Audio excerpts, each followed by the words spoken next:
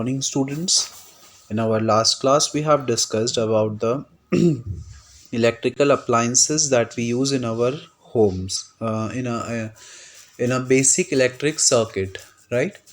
Now, today we are going to start with our activity, that is to make an electric bulb, to make an electric switch. एक simple electric switch हम अपने घर में कैसे बना सकते हैं, that thing we are going to study here. Electric switch हमने पढ़ा था हमारी प्रीवियस क्लास में कि एक ऐसा डिवाइस जो कि करंट को टाइम टू टाइम फ्लो करवाए। जब हमको करंट चाहिए तब वो उसको फ्लो होने दे, जब नहीं चाहिए तो वो सर्किट को ब्रेक कर दे।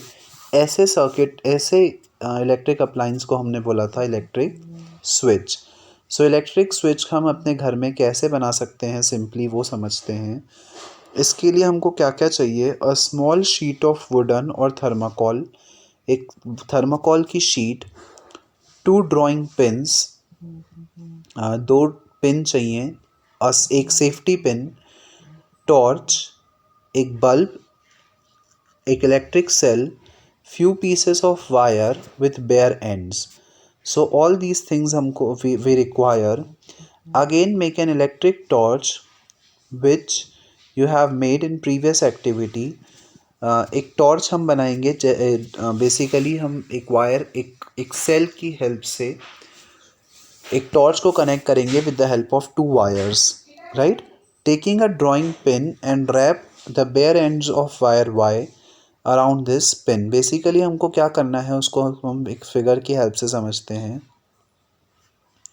इस फिगर में यहाँ पे हमको दिया हुआ है, हमने एक सेल को एक इस बल्ब से कनेक्ट किया और यहाँ पर हमने बीच में एक सेफ्टी पिन लगा दी, राइट?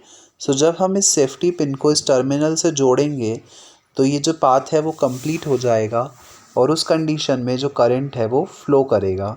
और जब आप इस सेफ्टी पिन को यहाँ से हटा देंगे तो उस केस में क्या हो जाएगा, जो सर्किट है वो इनकम्प्लीट हो जाएगा और उस केस में जो करंट है वो फ्लो नहीं करेगा। सो एक सेफ्टी पिन की हेल्प से हम सिंपली, क्योंकि सेफ्टी पिन जो है वो एज अ कंडक्टर बिहेव करती है, सो जब आप सेफ्टी पिन को हटा देंगे वहाँ से ड्राइंग बोर्ड से तो जो सर्किट है वो इनकम्प्लीट हो गया। और जब सर्किट इनकम्प्लीट हो गया तो उस केस में जो करंट है वो फ्लो नहीं करेगा और आपका जो बल्ब है वो ग्लो नहीं करेगा, right? So this is all just what given in the activity that you can read by your own also. Now the next topic that we are going to study is the electric conductors and insulators. So क्या समझते हैं हम conductors और insulators से? आपने सुना होगा conductors के बारे में एज वेल एज इंसुलेटर्स के बारे में। यहाँ पे हमको पढ़ना है कि कंडक्टर्स क्या होते हैं और इंसुलेटर्स क्या होते हैं, एज वेल एज हमको ये चीज़ समझनी है कि इनका क्या काम होता है हमारे इलेक्ट्रिक सर्किट्स में। बिकॉज़ हम जब भी इस चैप्टर की बात कर रहे थे तो इस चैप्टर में हमने ये चीज़ डिस्कस की थी कि कंडक्टर के थ्रू हम इलेक्ट्रिक करंट को फ्लो करवा रहे हैं, राइट? सो बेसिकली कंडक्टर क्या है वो समझते हैं। In previous activity, you have noticed that we use metal wires to flowing electricity in a circuit. आपने previous activity में देखा होगा या हम जनरली भी जानते हैं कि इलेक्ट्रिसिटी फ्लो करवाने के लिए हम हमेशा जो वायर्स बनाते हैं वो कॉपर की ही क्यों बनाते हैं? ऐसा क्यों नहीं कि हम किसी दूसरी चीज़ के वायर बनाएं, राइट? जो वायर्स बनते हैं वो हमेशा कॉपर के ही क्यों बनते हैं? So the answer would be that कि जो कॉपर है वो गुड कंडक्टर ऑफ इलेक्ट्रिसिटी होता है, राइट? सो इसीलिए चूंकि कॉपर एक गुड कंडक्टर होता है इलेक्ट्रिसिटी का, इसीलिए जो वायर्स हैं वो हम कॉपर के बनाते हैं। Thus the metals that allow electric current to pass through them are called conductors. ऐसे मटेरियल्स जो अपने अंदर से इलेक्ट्रिक करंट को इजीली पास होने दें उनको हम क्या बोलते हैं? Conductors, right? सो सिंपल सी ऐसी चीज़ हम समझ सकते हैं कि जो मेटल्स होते हैं वो गुड कंडक्टर होते हैं इलेक्ट्रिसिटी के, और ऐसे सब्सटेंसेस जो अपने अंदर से इलेक्ट्रिसिटी को पास होने देते हैं उनको हम बोलते हैं गुड कंडक्टर्स, या simply we can say them the conductors. और इसी का जस्ट उल्टा हो जाएगा, ऐसे एक सब्सटेंस या ऐसे मटेरियल्स जो अपने अंदर से इलेक्ट्रिक करंट को फ्लो नहीं होने दे, इलेक्ट्रिसिटी को पास नहीं होने दे, उनको हम बोलते हैं बैड कंडक्टर्स या generally insulators. When the conductor is connected to a dry cell by means of copper wire, then charges will flow in the one direction only. जब हम एक वायर से एक सेल से कॉपर वायर के through एक conductor को flow connect कर देते हैं, तो उस केस में क्या होगा, उस कंडक्टर इलेक्ट्रिसिटी को अपने अंदर से फ्लो होने देगा और उस केस में जो इलेक्ट्रिक करंट है वो फ्लो होगा. लेकिन वहाँ पर उसी जगह पे अगर मैं उस कंडक्टर की जगह पे एक इंसुलेटर प्लेस करता हूँ, इंसुलेटर का एग्जांपल हम समझ सकते हैं प्लास्टिक. अगर मैं वहाँ पे एक प्लास्टिक लगा दूँ, प्लास्टिक का कोई कंटेनर लगा दूँ, तो जो प्लास्टिक है वो इंसुलेटर होता है, वो अपने अंदर से इलेक्ट्रिसिटी को फ्लो नहीं होने देगा और उस केस में जो हमारा सर्किट है उसमें से इलेक्ट्रिक करंट फ्लो नहीं होगा.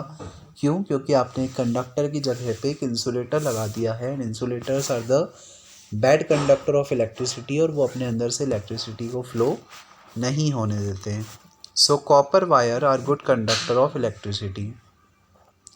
The same thing that I have just told you, कि जो हमारे इलेक्ट्रिक जो वायर्स होते हैं वो कॉपर के ही क्यों बने होते हैं, क्योंकि कॉपर एक गुड कंडक्टर होता है इलेक्ट्रिसिटी का, जो अपने अंदर से इलेक्ट्रिसिटी को इजीली पास होने देता है, राइट. और इसीलिए हम जो वायर्स हैं उसको कॉपर का बनाते हैं.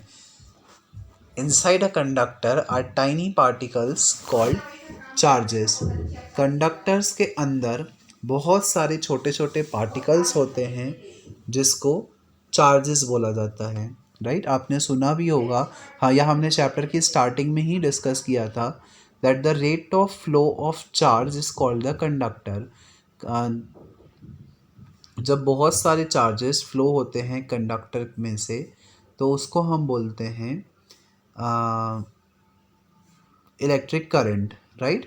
सो बेसिकली एक कंडक्टर में बहुत सारे छोटे छोटे चार्जेस होते हैं, thus the rate of flow of charge is known as the electric current. तो हम ये भी बोल सकते हैं कि जिस स्पीड से ये चार्जेस फ्लो करेंगे, चार्जेस में electrons as well as ions दोनों चीज़ें आ जाएंगी. जिस स्पीड से, जिस रेट से ये आयंस फ्लो करेंगे, उसी को हम बोलेंगे कि इलेक्ट्रिसिटी कितनी फ्लो हो रही है. ऑब्वियसली बात है कि अगर चार्जेस ज़्यादा स्पीड में फ़्लो करेंगे तो इलेक्ट्रिसिटी का फ़्लो भी ज़्यादा, अगर चार्जेस कम स्पीड में फ़्लो करेंगे तो इलेक्ट्रिसिटी का फ़्लो भी कम, राइट. इसके एग्जांपल्स अगर हम समझें, so all metals are good conductor of electricity. जो मेटल्स होते हैं वो सभी गुड कंडक्टर्स होते हैं इलेक्ट्रिसिटी के. जनरली हम कॉपर का यूज़ करते हैं क्योंकि कॉपर जो है वो बेस्ट कंडक्टर है. एक्चुअली सिल्वर बेस्ट कंडक्टर होती है, बट सिल्वर चूँकि एक्सपेंसिव है और उसका हम यूज़ नहीं कर सकते हैं वायर्स में, इसलिए हम कॉपर का यूज़ करते हैं, राइट. ऑल्सो उसके अलावा भी जितने भी मेटल्स हैं, ऑलमोस्ट सभी मेटल्स जो हैं वो गुड कंडक्टर होते हैं इलेक्ट्रिसिटी के, राइट. हाँ, ये ज़रूर हम बोल सकते हैं कि कुछ कंडक्टर्स की कंडक्टिविटी ज़्यादा होती है और कुछ की कम होती है. Graphite and carbon are also good conductor of electricity. Graphite और कार्बन हालांकि मेटल्स नहीं हैं, लेकिन फिर भी वो गुड कंडक्टर होते हैं इलेक्ट्रिसिटी के. ग्रेफाइट और कार्बन अपने अंदर से इलेक्ट्रिसिटी को पास होने देते हैं, that's why they are called the good conductors of electricity. Impure water is a good conductor of electricity. जो इम्प्योर वाटर है वो भी इलेक्ट्रिसिटी का गुड कंडक्टर होता है. इसीलिए बोला जाता है कि अगर फ़र्श गीला है या अगर हमारे हैंड्स जो हैं वो गीले हैं, तो हमको गीले हैंड्स से स्विच बोर्ड को टच नहीं करना चाहिए. क्यों? क्योंकि वाटर गुड कंडक्टर होता है इलेक्ट्रिसिटी का, और अगर आप गीले हाथों से स्विच बोर्ड को टच करोगे तो वहाँ पे चांसेस हैं कि आपको शॉक लग सकता है. इसीलिए कभी भी हमको इलेक्ट्रिकल बोर्ड को या स्विच को गीले हाथ से टच नहीं करना चाहिए, राइट. ऑल्सो ये चीज़ भी सजेस्ट की जाती है कि जब भी हम इलेक्ट्रिक स्विच को टच करें तो हम स्लीपर्स पहन कर टच करें. ऐसा क्यों? क्योंकि जो स्लीपर्स होते हैं वो रबर के बने होते हैं और rubber is the bad conductor of electricity. और चूंकि रबर बैड कंडक्टर होता है इलेक्ट्रिसिटी का, तो उसमें हमको शॉक लगने के चांसेस नहीं होते हैं, राइट। सो कंडक्टर्स जो अपने अंदर से हीट को पास, इलेक्ट्रिसिटी को पास होने दें, एंड इंसुलेटर्स जो अपने अंदर से इलेक्ट्रिसिटी को पास नहीं होने दें, राइट। इसको समझने के लिए हम एक्टिविटी की हेल्प से भी हम समझ सकते हैं। Arrange the electrical circuits which are used in second last activity. अगर हम एक इलेक्ट्रिक सर्किट को समझें, एक जिसको हमने एक्टिविटी के थ्रू डिस्कस भी किया था, lose the ends of copper wire Y from the end copper wire Z. Touch the bare ends as of wire Y and Z with a steel spoon. As soon steel spoon is touched the bare wire, the circuit get completed and the bulb glows brightly. Thus the metal is a good conductor of electricity. So हमने पिछले वाले case में जहाँ पर हमने एक electric switch बनाया था with the help of a safety pin, तो वहाँ पे हम क्या कर रहे थे, जैसे ही हम सेफ्टी पिन को जोड़ रहे थे तो जो बल्ब है वो ग्लो कर रहा था, और जैसे ही हम सेफ्टी पिन को वहाँ से हटाएंगे तो बल्ब ग्लो नहीं करेगा। सो यहाँ से हम एक चीज़ कंक्लूड कर सकते हैं कि जैसे ही आपने सेफ्टी पिन को जोड़ा, तो चूंकि सेफ्टी पिन को आपने जोड़ा और बल्ब ग्लो कर रहा है, इसका मतलब क्या, सेफ्टी पिन अपने अंदर से करंट को फ्लो होने दे रही है। वहीं पे अगर आप सेफ्टी पिन की जगह कोई दूसरा मटेरियल यूज़ करते, लकड़ी का कोई मटेरियल या रबर का कोई मटेरियल, तो उस केस में क्या होता, चाहे आप उसको ज्वाइन करो या हटाओ, दोनों ही केसेस में बल्ब ग्लो नहीं करता। क्यों नहीं करता, क्योंकि रबर और वुड दोनों ही बैड कंडक्टर होते हैं इलेक्ट्रिसिटी के, और वो अपने अंदर से इलेक्ट्रिसिटी को फ्लो नहीं होने देते हैं, राइट। सो यहाँ से हम ये चीज़ कंक्लूड कर सकते हैं कि जो इंसुलेटर्स होते हैं वो बैड कंडक्टर होते हैं इलेक्ट्रिसिटी के। सो समझते हैं कि इंसुलेटर्स क्या होते हैं डिटेल में। Those materials which do not allow electric current to pass through them are called insulators. ये चीज़ हम ऑलरेडी डिस्कस कर चुके हैं। ऐसे मटेरियल जो अपने अंदर से इलेक्ट्रिसिटी को फ्लो नहीं होने दें, इलेक्ट्रिसिटी के फ्लो को रोकें, अपोज करें, उसको हम बोलेंगे इंसुलेटर्स। इसके एग्जांपल्स की अगर हम बात करें तो plastic, rubber, would, glass, polythene, PVC. PVC is a type of plastic, it is polyvinyl chloride. ये सारी चीज़ें जो हैं वो सब इंसुलेटर्स होती हैं, वो सब बैड कंडक्टर होती हैं इलेक्ट्रिसिटी की, और वो अपने अंदर से इलेक्ट्रिसिटी को पास नहीं होने देती हैं। Let us perform an activity that the rubber is an insulator. मैंने आपको ये अभी भी समझाया कि अगर हम वहाँ पे सेफ्टी पिन की जगह एक रबर या वुड की कोई चीज़ इस्तेमाल करते तो उस केस में करंट फ्लो नहीं होता, और यहाँ से हम ये चीज़ कंक्लूड कर सकते हैं कि जो वुड है या जो रबर है वो बैड कंडक्टर होता है इलेक्ट्रिसिटी का। Both conductor and insulators are important in using electrical devices. Conductors और इंसुलेटर्स दोनों ही इम्पॉर्टेंट होते हैं इलेक्ट्रिक डिवाइसेस में। When we use conductors to made an electric circuit such as electric bulb, a fan and a washing machine, a cooler, etc. हम electric devices का use करते हैं बल्ब बनाने में, फैंस बनाने में, वॉशिंग मशीन्स बनाने में, कूलर बनाने में, इन सभी चीज़ों में। We can not use bare wire as this would be dangerous. और यहाँ पर हम सिंपली वायर्स का यूज़ नहीं कर सकते हैं, क्योंकि अगर हम बेयर वायर्स, खुले वायर्स का यूज़ करेंगे तो वो डेंजरस हो सकता है, right. Therefore we cover this wire with an insulator. आपने देखा होगा कि जो वायर्स होते हैं उस पर रबर की उस पर प्लास्टिक की कोटिंग की जाती है, राइट। सो जो वायर्स होते हैं उस पर प्लास्टिक की कोटिंग क्यों की जाती है, क्योंकि अगर हम वायर्स को खुला रखेंगे तो वहाँ पे हमको शॉक लगने के चांसेस हैं, ऑल्सो वहाँ पे शॉर्ट सर्किटिंग होने के भी चांसेस हैं।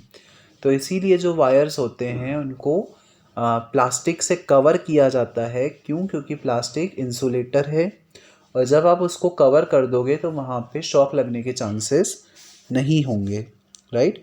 सो इसीलिए प्लास्टिक से जो वायर्स हैं उनको कवर किया जाता है। In houses, you must have noticed that the outer covering of switches, regulators and fan plug sockets etc. are covered with a plastic. आपको ये भी पता है कि हमारे घरों में जो स्विच बोर्ड होता है वो, या जो फ़ैन रेगुलेटर्स होते हैं वो सब प्लास्टिक के बनाए जाते हैं। ऐसा क्यों, कि वो मेटल्स के क्यों नहीं बनाए जाते हैं? क्योंकि आपको पता है प्लास्टिक बैड कंडक्टर है इलेक्ट्रिसिटी का और वहाँ पे शॉक लगने के चांसेस नहीं हैं।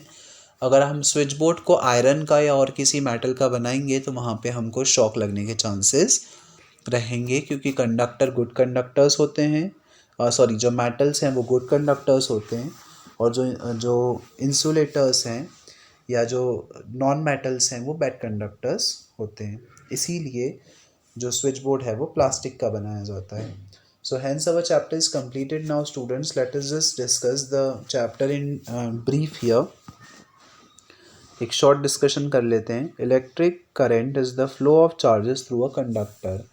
जब एक कंडक्टर में से चार्जेस फ्लो करते हैं तो उस चार्जेस के फ्लो को ही हम क्या बोलते हैं, electric current. Electric cell is another source of light. Electric cell एक सोर्स होता है लाइट का, right. Next, electricity is produced from the chemicals within the electric cells. जो इलेक्ट्रिक सेल्स होते हैं उनमें कुछ केमिकल्स होते हैं और इन्हीं केमिकल्स की हेल्प से जो इलेक्ट्रिसिटी है वो फ्लो होती है, राइट। अगर ये केमिकल्स एक बार ख़त्म हो जाएंगे तो फिर जो सेल है वो काम करना बंद कर देगा। The combination of two or more cell is called a battery. हमने ये भी चीज़ डिस्कस करी कि जनरल लैंग्वेज में हम सेल और बैटरी एक ही चीज़ समझते हैं, लेकिन साइंटिफिकली दोनों अलग अलग होते हैं। जब हम बहुत सारे सेल्स को कंबाइन कर देते हैं तो उसको बोला जाता है बैटरी।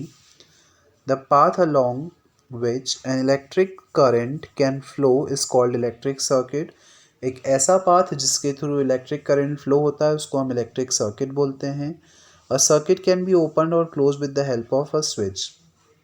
जो सर्किट है उसको हम स्विच के थ्रू ओपन या क्लोज कर सकते हैं depending upon our requirements. The direction of electric device that are use to turn electric circuit on और ऑफ। जो डिवाइसेस होते हैं उसमें हम इलेक्ट्रिक सर्किट को ऑन और ऑफ करके हम जो करंट है उसको कंट्रोल कर सकते हैं। जब हम स्विच को ऑन करेंगे तो करंट फ्लो होगा, जब हम ऑफ कर देंगे तो करंट फ्लो नहीं होगा, right. The substance that allow electric current to flow through them is called as the conductor of electricity. ये चीज़ हमने अभी डिस्कस की। जो गुड कंडक्टर्स होते हैं, गुड कंडक्टर्स या जो मेटल्स होते हैं वो गुड कंडक्टर्स होते हैं। गुड कंडक्टर्स वो जो अपने अंदर से इलेक्ट्रिसिटी को पास होने दें। बैड कंडक्टर्स या इंसुलेटर्स वो जो अपने अंदर से इलेक्ट्रिसिटी को फ्लो नहीं होने दें। So the insulators do not allow the electric current to flow through it. जो इंसुलेटर्स होते हैं वो अपने अंदर से इलेक्ट्रिक करंट को फ्लो नहीं होने देते हैं, right. So hence our chapter is completed now students. In our next class we are going to start with our